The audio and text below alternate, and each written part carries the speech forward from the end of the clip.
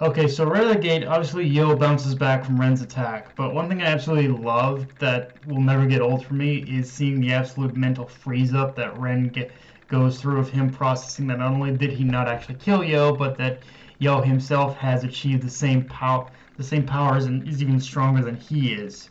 And only after that realization does Ren really start to, I guess you could say, enjoy the pure competition of fighting Yo. And it's one of those interesting moments where, from that point onward, the tone of the fight shifts in a way where, while they haven't forgotten the initial reason why they were fighting or anything, or even why Horo and Ren were even testing Yo. It is also interesting how Ren became so consumed in the pure competition of fighting Yo that they both slowly started to understand Yo's way of that both Horo and Ren started to understand Yo's way of thinking themselves, while also realizing there's still a lot of personal growth and training they have to do as well. Now, granted, just like with the manga, I'm really kind of annoyed by the fact that Lyserg and Ganhara basically put a stop to the whole fight.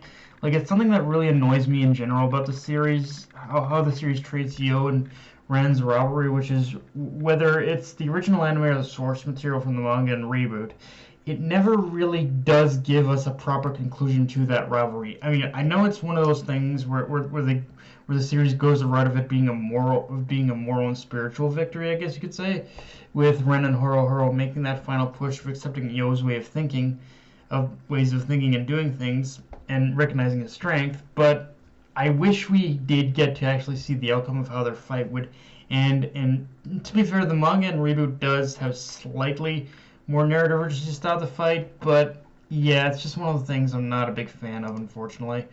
Um, and yeah, obviously Lyserg returns with a new drip and new power, obviously showing he's overcome his trial. But Pascal, either you did too good a job of training him, or Lyserg's trial really was much more of a hell than it was for the rest of them, because combining his guardian spirit and angel into a single form is OP enough, but harnessing the flames of his hatred into power.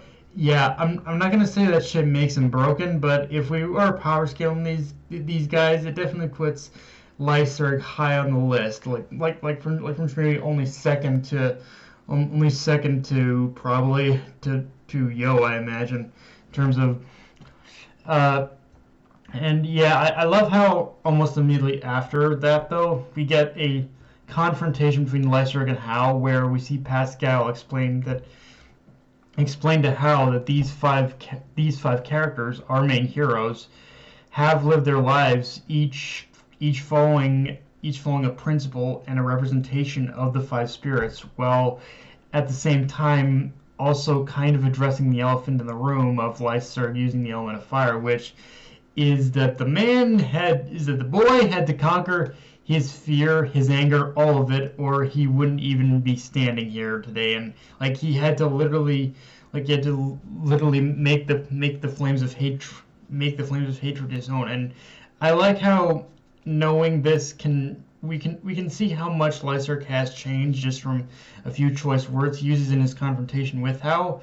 Although I will say it's still hilariously awkward as fuck seeing Hal interact so casually with everyone else. Like, that will never not be hilariously jarring to me. Um, of course, one of the bigger things to talk about in this episode is we also learn where the finals will be held, which is the lost continent of Mu, a part of the world whose existence was lost to time. And honestly, I think the anime does a lot better job at showing what Mu actually looks like as a location, because in the manga it looks like just a small speck of land, which I get for the purpose of making it mysterious. But yeah, I do appreciate getting a little better vibe of what it looks like. But yeah, with that being said, we really are in the end game now. Like, everything beyond this point is basically going to be us heading straight forward to the finale. Like, in terms of both episodes and chapters left to adapt, there's not all that much left. Like, practically under 40 chapters left, really. And I love how that in itself also treats us to a very visible conundrum for both Yo and Manta, because as Hal laid out plainly, humanity has learned of the Shaman fights, on top of making the connection to Mu, on top of making the connection to the fights and the continent of Mu, and because of the Patch's refusal to interact with humanity. So one way or like one thing I really like about this whole thing is how it doesn't matter what decision Yo makes, one way or another, the decision of whether or not to engage with humanity, whether in the way he dislikes, is not an option. Like, he does need to he does need to engage with he does need to engage in a battle with them in order to he does need to engage in battle in order to even like make it to the finals. And I like how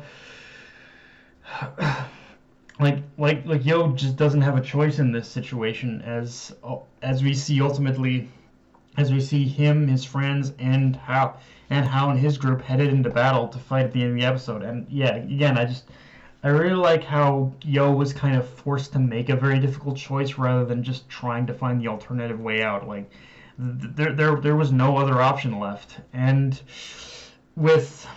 of course with pretty much Manta's father also being thrown into the mix, like, you can pretty much tell where Manta's character is going to go from here. Like, Manta at this point needs to work up the courage and the courage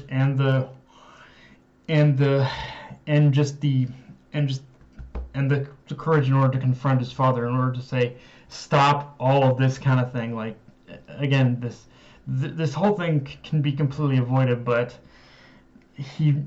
Manta really needs to put his foot down with his father this time around. He can't pussyfoot around his father anymore.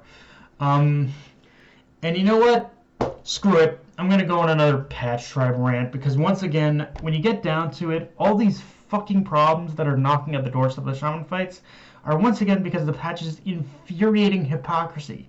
Like, seriously, how in the actual fuck did they not see any of this coming is absolutely astounding. And I get the idea and how, in theory, closing themselves off from humanity should protect them and Shaman alike, but keeping them closed off from humanity has only caused the Patch even worse problems than actually helping and than actually keeping anyone safe. And honestly, at this point, if anything, the whole thing of them choosing to never engage in humanity directly, I think, just kind of further exposes they're not even interested in protecting Shaman society, just their outdated customs and ideals, and the Shaman and the Great Spirit, all that shit. Like, seriously, I'm sorry, but fuck the Great Spirit at this point. Like, fuck, like, following his ideals, fuck following his guidance anymore. Seriously, act on it yourself, you absolute brainlets. Like, I'm sorry, but this is the Patch's, ultimately, this does fall on the Patch. It does. Everything that's happened is all the Patch's fault. But yeah, guys. Yeah, guys, that's pretty much all I've got. If you enjoyed the video, like, comment, subscribe. Follow me on Twitter, Analyst Crunchyroll. Be sure to hit the notification bell, hit the subscribe button, and just shut everyone around, guys. Dark Knight Vinny, signing off. Later, everyone.